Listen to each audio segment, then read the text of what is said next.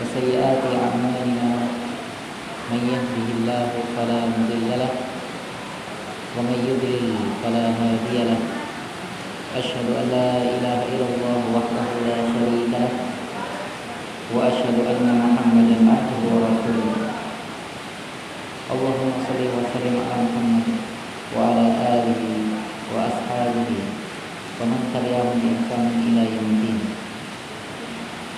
قال الله تعالى في كتابه الكريم: يا أيها الذين آمنوا اتقوا الله حق تقاته ولا تموتن إلا وأنتم مسلمون. Amma ba'd. Hadirin jemaah kajian rahimani wa rahimakumullah.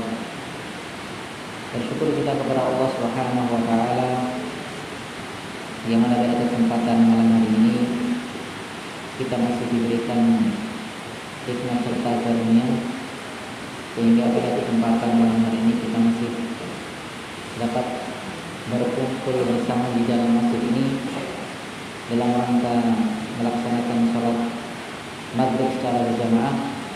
Kemudian kita lanjutkan dengan kajian yang mudah-mudahan Allah Subhanahu wa taala memberikan kepada kita semuanya keistiqomahan, kekuatan, taufik serta hidayah. Hadirin jamaah kajian rahimani wa rahimakumullah.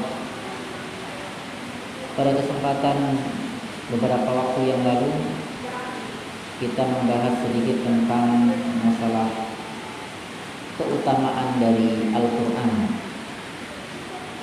Dan di awal kita menyampaikan bahwasanya Al-Quran merupakan kalamullah,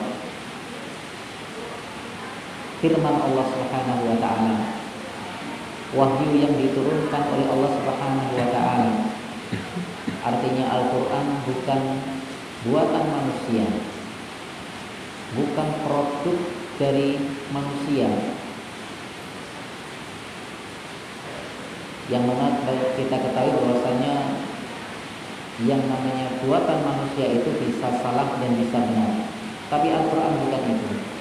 Al-Quran adalah wahyu yang datang dari Allah Subhanahu wa taala, yang diturunkan kepada Nabi Muhammad sallallahu alaihi wasallam, yang mana Allah Subhanahu wa taala menjadikan Nabi Muhammad sallallahu alaihi wasallam sebagai nabi terakhir yang diberikan oleh Allah kitab, yaitu Al-Quran. Dan Allah menjadikan Al-Quran ini sebagai pedoman bagi umat Islam. Al-muta'abbad bitilawatihi, Al-Quran akan bernilai ibadah jika kita membacanya. Dan ini adalah sebuah keutamaan yang sangat besar, yang dimana Allah Subhanahu wa taala menjadikan satu huruf dari Al-Quran merupakan kebaikan, dan Allah akan lipatkan kebaikan-kebaikan itu menjadi banyak sekali. Dan kemarin sudah dibahas tentang masalah beberapa keutamaan dari Al-Quran.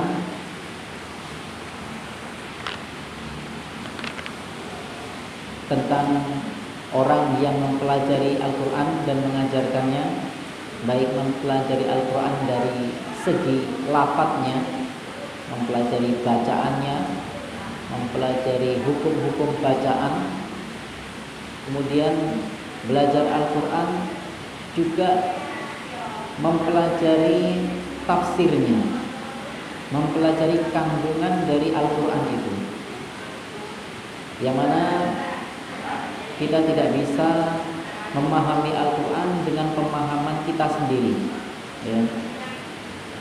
Tidak bisa kita memahami Al-Quran dengan cara kita sendiri.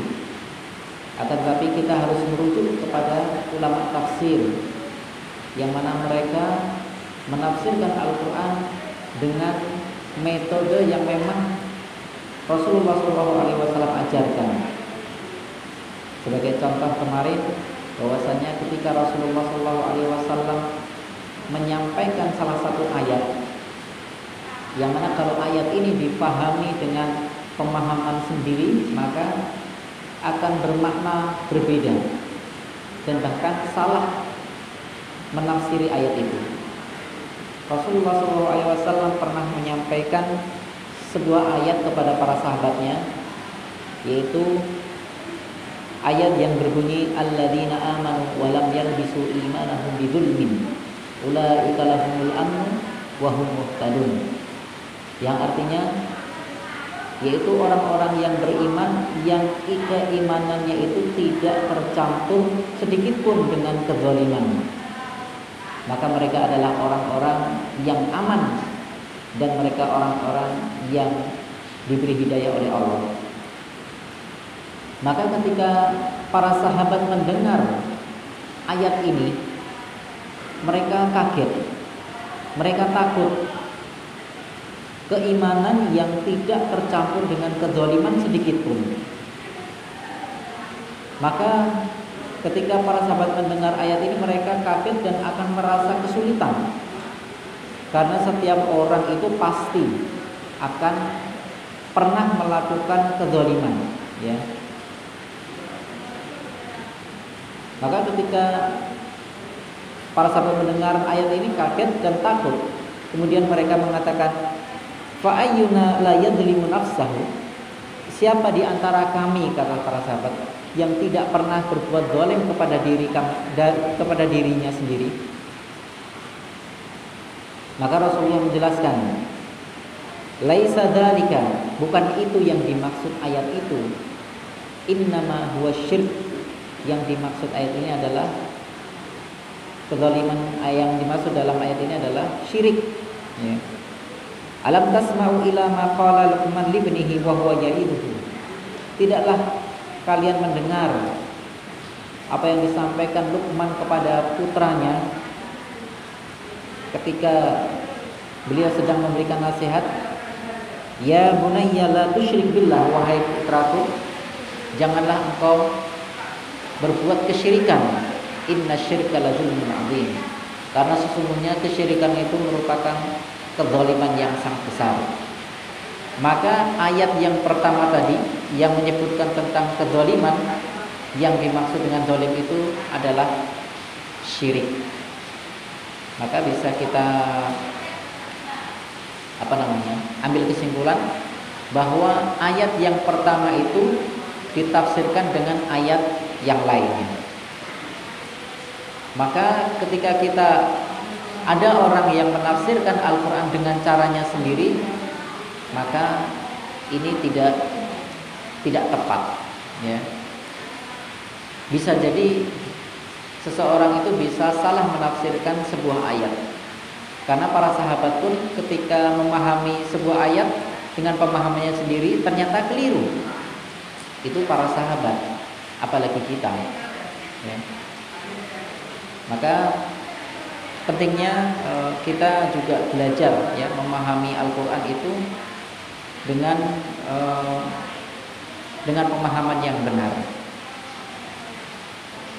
Bahkan Rasulullah SAW menegaskan dalam sebuah hadis, man qala fil Quran bi ra'yihi fa asaba faqad akhta.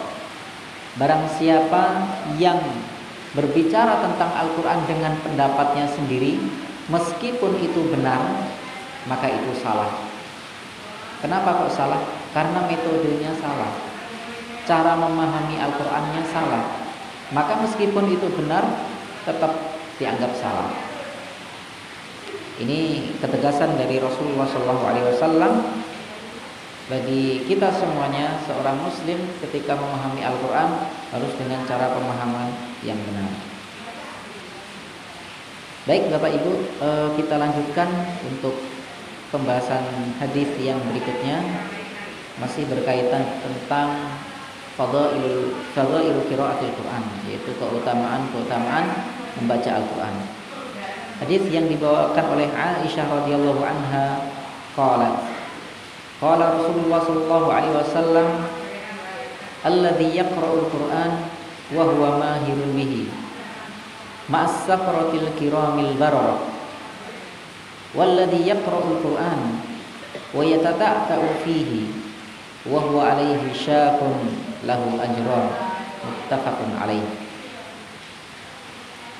Sebuah hadis yang dibawakan oleh Aisyah radhiyallahu anha, bahwasanya Beliau berkata, Rasulullah Shallallahu Alaihi Wasallam bersabda, dan ini hadis ini menggambarkan tentang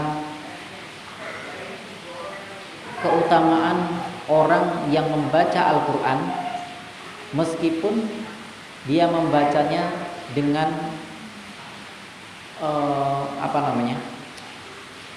dengan bacaan yang seperti orang belajar. Kalau orang sudah pintar kan bacaannya bagus, lancar. Nah, ini orang membaca Al-Quran tapi dia sulit gitu karena masih belajar. Nah, ternyata ini ada keutamaannya juga. Rasulullah SAW bersabda, alladzi yaqra'ul Qur'an, yaitu orang yang membaca Al-Quran wa huwa mahirun bihi, sementara dia pandai dalam membaca Al-Quran itu, maka ma'as safaratil kiramil bararah, orang tersebut bersama para malaikat yang taat. Jadi ini adalah sebuah keutamaan yang sangat besar sekali bagi orang yang dia pandai membaca Al-Qur'annya, pandai dalam ilmu tajwidnya, ya. Pandai dalam mengucapkan huruf-huruf, makharijul hurufnya, hukum-hukum tajwidnya, qiraahnya tepat. Ini adalah keutamaan orang yang menguasai bacaan Al-Qur'an, bahwa dia bersama para malaikat. Walladzi yaqra'ul Qur'an, adapun orang yang membaca Al-Qur'an wa yata'u fihi, sementara dia terbata-bata ketika membaca Al-Qur'annya. Ya. Kadang-kadang ada orang yang membaca Al-Qur'an karena dia masih latihan, bacaannya masih kasarannya apa, Pak? Bacaannya masih belepotan gitu ya, masih kurang benar, susah gitu. Ya mungkin berlaku di sini juga, barangkali orang-orang yang sudah sepuh gitu ya, belajar Al-Quran mungkin sulit gitu. Tapi ternyata ada keutamaannya juga, Pak. Wa huwa alaihi syakun, sementara dia ketika membaca Al-Quran itu merasa berat karena susah, dia masih belajar. Lahu ajron, maka dia mendapatkan 2 pahala. Orang yang mau berusaha untuk membaca Al-Quran meskipun bacaannya salah, bacaannya berat gitu, itu mendapatkan 2 pahala. Yang pertama, pahala dia mau membaca Al-Quran, ya. Mau membaca Al-Quran sudah dapat pahala. Kemudian pahala yang kedua, pahala usaha dia, ya, rasa berat dia, perjuangan dia dalam membaca Al-Quran. Nah, ini 2 pahala yang akan didapatkan orang yang mau membaca Al-Quran meskipun bacaannya tidak lancar.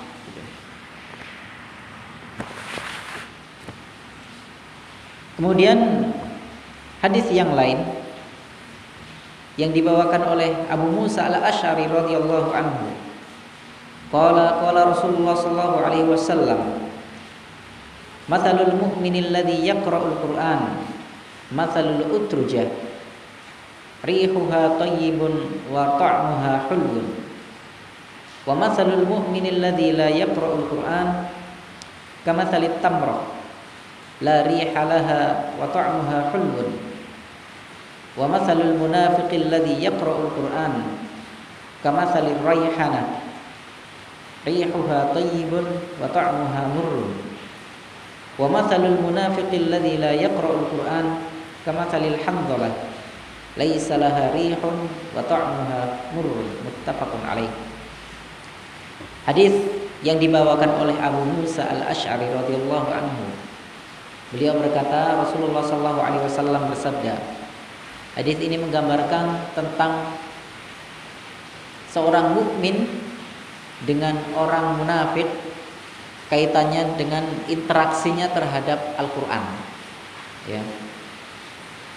Mathalul mu'min alladzi yaqra'ul Qur'an, permisalan orang yang beriman yang membaca Al-Quran, yang terbiasa membaca Al-Quran, yang suka membaca Al-Quran, itu perumpamaan seperti buah utrujah. Buah utrujah itu seperti apa? Rihuha thayyibun. Buah utrujah itu baunya wangi, baunya segar, wa ta'muha hulwun, dan rasanya manis. Ini adalah permisalan orang mukmin yang gemar membaca Al-Quran itu ibarat seperti buah utrujah yang baunya wangi, kemudian rasanya manis. Wa matsalul mu'minil ladzi la yaqra'ul Qur'an. Kemudian perumpamaan orang yang beriman yang dia tidak gemar membaca Al-Quran. Kama salit tamroh, itu perumpamaannya seperti buah kurma. Kurma tahu ya Pak, kurma? Iya. Kurma itu la rihalaha, tidak ada baunya. Wa ta'muha hulun, akan tetapi buahnya manis. Ya. Nah, ini orang yang beriman, ya meskipun ya ini adalah sebuah keutamaan juga orang yang beriman. Imannya ini, meskipun dia tidak gemar membaca Al-Quran, dia masih punya rasa manis gitu, karena keimanannya. Tapi dia tidak punya bau harum, ya. Tidak seperti orang yang beriman dan suka membaca Al-Quran. Wa matsalul munafiq alladzi yaqra'ul Qur'an. Dan perumpamaan orang yang munafik yang membaca Al-Quran. Orang munafik ada yang suka membaca Al-Quran juga. Dan yang dimaksud munafik di sini adalah alladzi yuzhiru annahu muslim walakin qalbuhu kafir. Yaitu orang yang menampakkan keislaman, menampakkan keimanannya, padahal dalam hatinya apa? Dalam hatinya kafir. Yang dimaksud orang munafik itu seperti itu. Jadi intinya dia itu bukan orang yang beriman. Bahkan Allah Subhanahu wa taala mengatakan tentang orang munafik itu, innal munafiqina fid darkil asfali minan nar. Sesungguhnya orang munafik itu tempatnya di keraknya neraka. Kenapa? Karena orang munafik itu berbahaya, lebih berbahaya daripada orang yang memang kafir. Kalau orang kafir memang jelas-jelas dia itu kafir, tapi kalau orang munafik dia itu menampakkan keislaman, menampakkan keimanan, padahal hatinya apa? Hatinya kafir. Permusuhan terhadap orang mukmin itu sangat ini sekali. Kebenciannya seperti itu. Nah, ini ibaratnya apa? Dia itu musuh dalam selimut, nggak kelihatan, tapi ternyata membahayakan. Maka ancaman Allah Subhanahu wa taala terhadap mereka sangat keras. Dan perumpamaan orang yang munafik yang membaca Al-Qur'an itu kama salir raihanah, seperti buah raihanah. Rihuha thayyibun wa ta'muha murrun. Buah raihana itu baunya harum, akan tetapi rasanya pahit.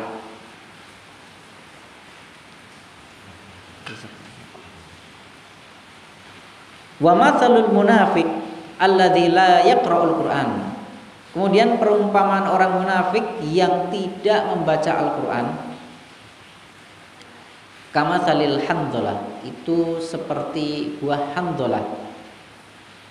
Laisa laha rihun wa ta'muha murrun. Buah handhalah itu adalah buah yang tidak punya bau, wa ta'muha murrun, dan rasanya pahit. Ini adalah gambaran tentang orang mukmin dengan orang yang munafik.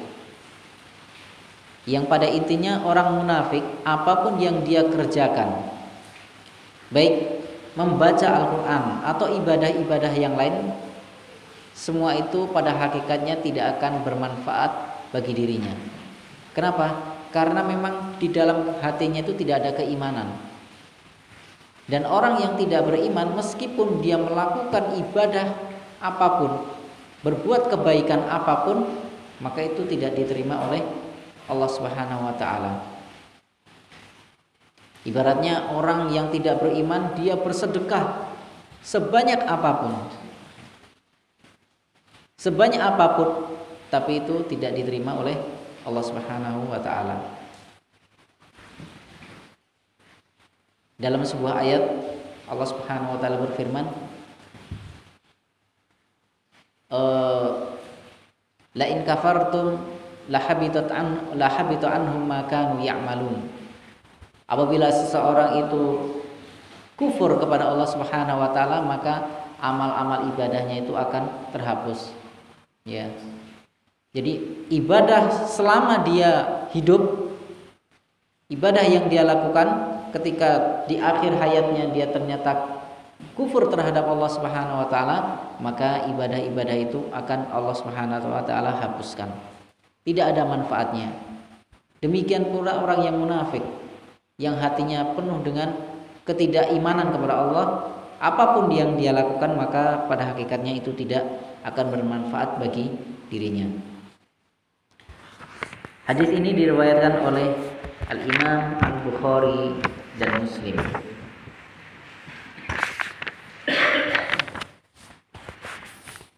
Kemudian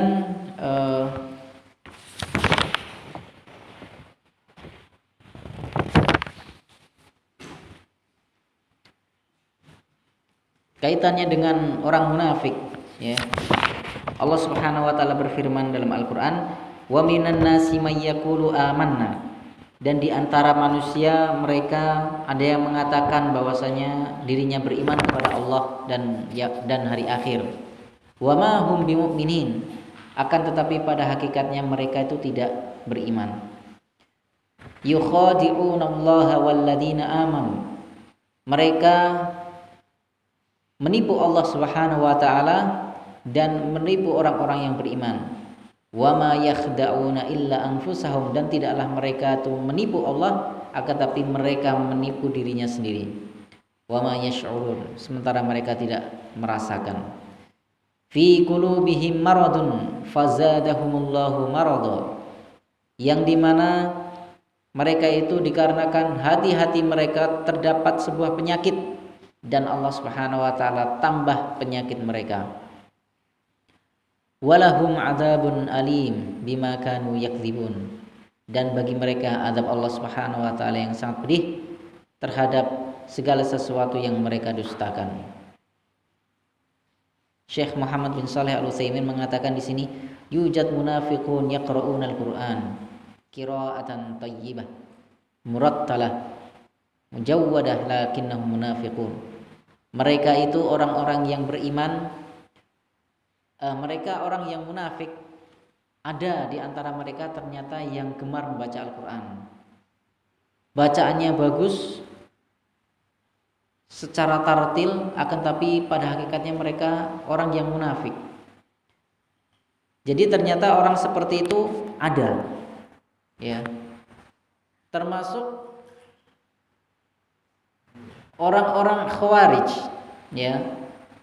Orang-orang Khawarij itu adalah orang yang punya pemikiran bahwasanya mereka mengkafirkan seorang pelaku dosa besar,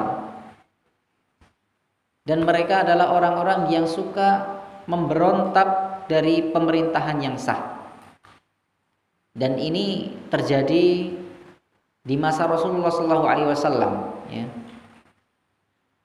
Dia adalah Dzul Khuwaisirah At-Tamimi, ya. Mereka adalah salah seorang yang yang menolak Rasulullah SAW ketika Nabi ingin membagi harta rampasan ketika setelah perang. Jadi ketika Rasulullah SAW ingin membagi harta rampasan, ternyata dia malah mengatakan, wahai Rasulullah, ini tidak adil gitu. Dia menganggap bahwasanya Rasulullah tidak adil ketika membagi. Padahal Rasulullah orang yang paling adil ketika membagi itu. Nah, ini bibit seorang Khawarij, ya. Bibit Khawarij itu dia suka mengatakan pemerintahan yang sah itu selalu tidak adil. Ini adalah salah satu pemikiran, ya, salah satu pemikiran yang nanti akan membahayakan bagi kelanjutannya. Nah, mereka orang-orang Khawarij, mereka itu juga pandai dalam membaca Al-Qur'an. Mereka pandai dalam membaca Al-Qur'an, sholatnya juga bagus, ya. Meskipun orang Khawarij itu tidak mesti mereka orang kafir, ya. Seorang muslim tapi punya pemikiran yang berbahaya, ya. Terkadang malah menganggap seorang yang pelaku dosa besar itu dianggap kafir. Makanya ya mungkin ini sebuah kasus yang terjadi di negara kita, barangkali seperti itu. Akhirnya dia menghalalkan saudara muslim, ya. Menghalalkan saudara kita yang muslim dengan tindakan-tindakan yang mungkin teror dan lain sebagainya. Nah, jadi dimulai dari pemikiran-pemikiran yang seperti itu. Terus kemudian berusaha untuk memberontak pemerintahan yang memang sudah sah. Nah, ini adalah mereka seperti itu. Mereka itu sholatnya bagus, membaca Al-Qur'annya juga bagus, bahkan mereka sholat malam, ya. Akan tapi apa? Dikatakan oleh Rasulullah sallallahu alaihi wasallam sendiri, yaqra'unal Qur'an la yatajawazu hanajirahum. Mereka itu membaca Al-Qur'an, tapi apa? Bacaan mereka itu tidak sampai tenggorokannya. Artinya mereka hanya membaca Al-Qur'an tapi tidak ada amalannya, gitu. Tidak mengamalkan isi Al-Qur'an. Mereka orang Khawarij seperti itu. Maka di sini gambaran orang munafik dalam hadis ini, meskipun dia membaca Al-Qur'an, meskipun mereka beribadah, tapi ibadahnya tidak diterima oleh Allah Subhanahu wa taala. Baik, kita lanjutkan untuk hadis yang berikutnya. Wa an Umar bin Khattab radhiyallahu anhu anna Nabiy sallallahu alaihi wasallam qala innallaha yarfa'u bihadzal kitab aqwaman wa yad'u bihi akharin, rawahu Muslim.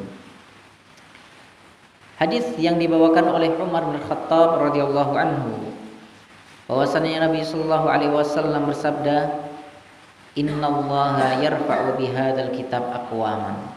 Sesungguhnya Allah Subhanahu wa taala mengangkat sebuah kaum dengan Al-Qur'an. Wa yad'u bihi akharin, dan Allah Subhanahu wa taala akan merendahkan sebuah kaum dengan Al-Qur'an juga. Artinya Al-Qur'an itu bisa menjadi hujjatun laka au alaika, kata Nabi. Al-Qur'an itu nanti di hari kiamat bisa menjadikan pembela seseorang dan bisa menjadikan musuh bagi seseorang. Al-Qur'an bisa menjadikan pembela bagi seseorang apabila seseorang itu mau membaca Al-Qur'an, mau menjadikan Al-Qur'an sebagai pegangan hidupnya, mau mempelajari Al-Qur'an. Maka Al-Qur'an nanti akan menjadi pembela bagi dirinya.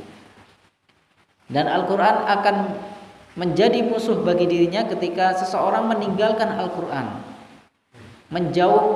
mau menjauhkan diri dari Al-Qur'an. Dan di dalam hadis ini bahwasanya Allah Subhanahu wa taala akan mengangkat sebuah kaum dengan Al-Qur'an.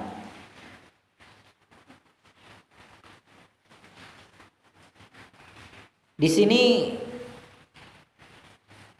Allah Subhanahu wa taala akan mengangkat apabila man amila bihadzal Qur'an, bagi orang yang mau mengamalkan Al-Qur'an, tasdiqan bi akhbarihi wa tanfidzan li awamirihi wajtinaban li nawahi, yaitu orang yang membenarkan segala sesuatu yang datang dari Al-Qur'an, kabar yang datang dari Al-Qur'an, melaksanakan perintah dan menjauhi larangannya, wahtidaan bihadihi, dan dia mau ya mengambil petunjuk yang ada di dalam Al-Qur'an, wa takhalluqan bima jaa bihi min akhlaq, dan dia mau berakhlak ya, mau berperilaku dengan Al-Qur'an.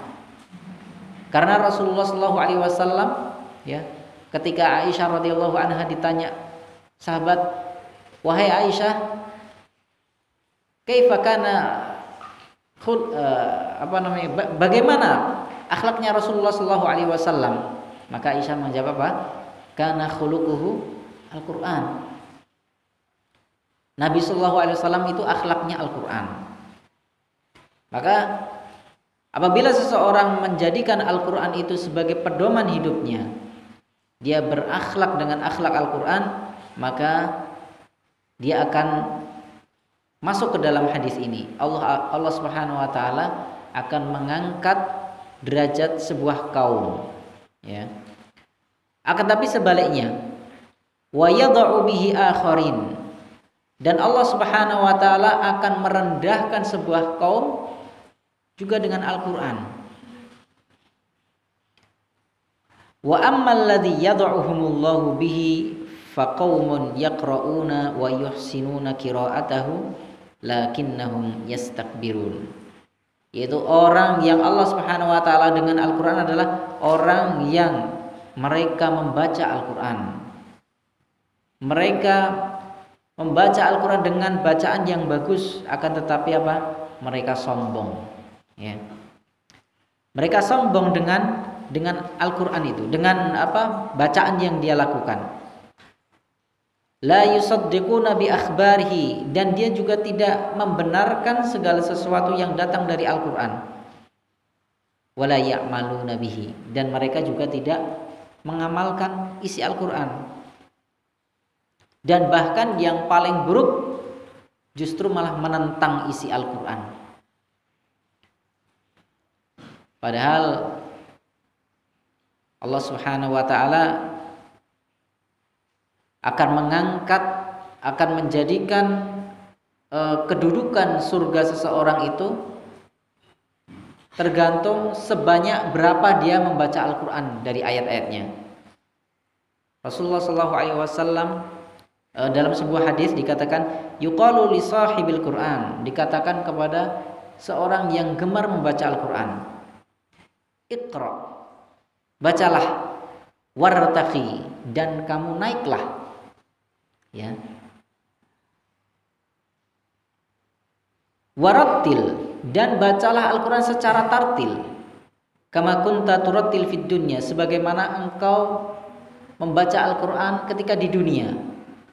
Fa inna manzilataka inda akhiri ayah taqra'u biha, sesungguhnya kedudukanmu nanti di surga itu sejauh mana ya, sejauh mana ayat yang engkau baca ketika di dunia.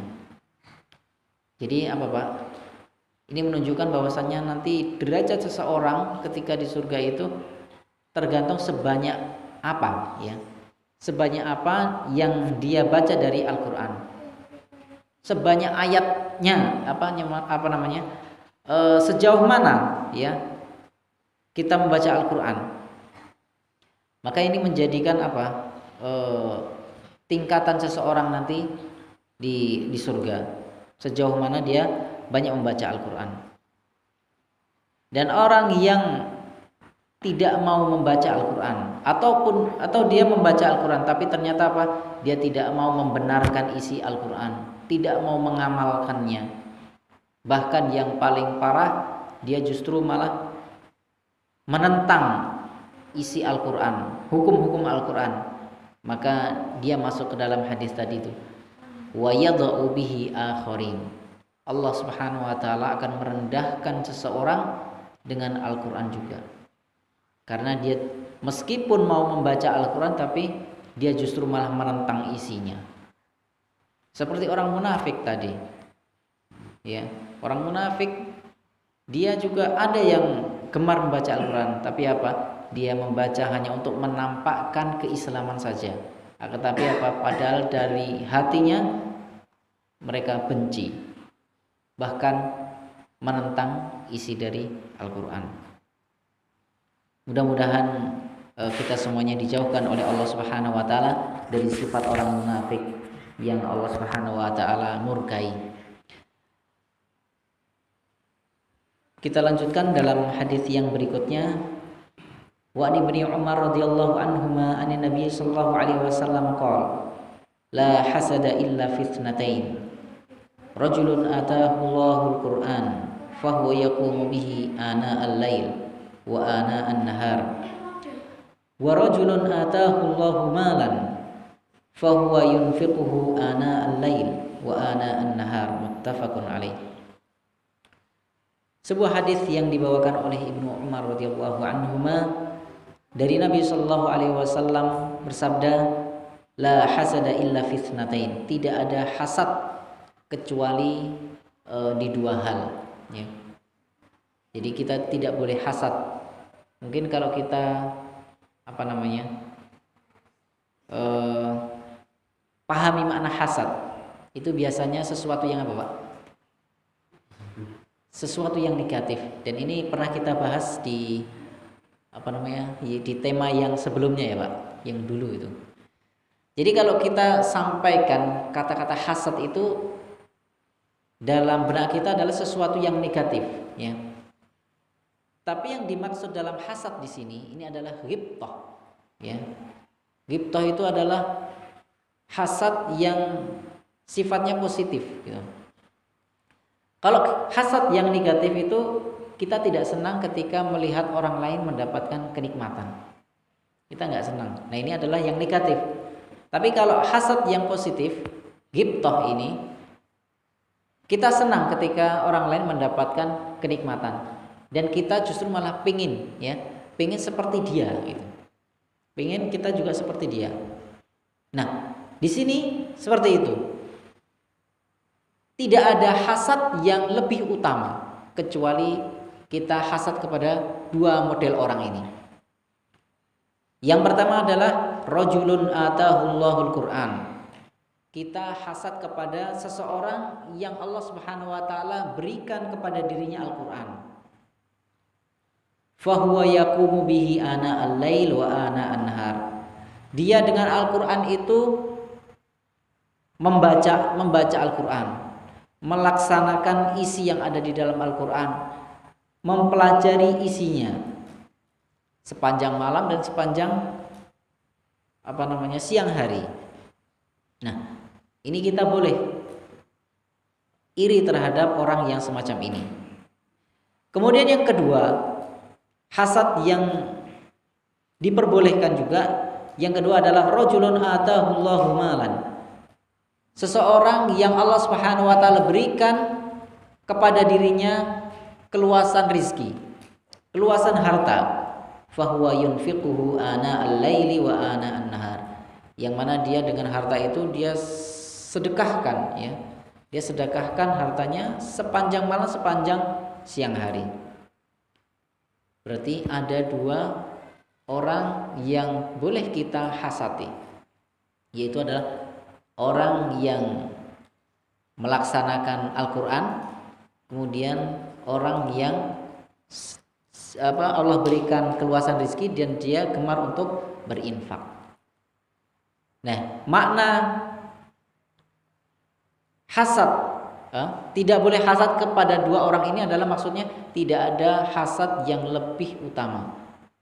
Dan boleh kita hasad kepada selain dua orang ini yang sifatnya positif, tapi ini adalah dua orang yang lebih utama untuk kita hasati, yaitu orang yang belajar Al-Quran dan orang yang senantiasa bersedekah dengan hartanya.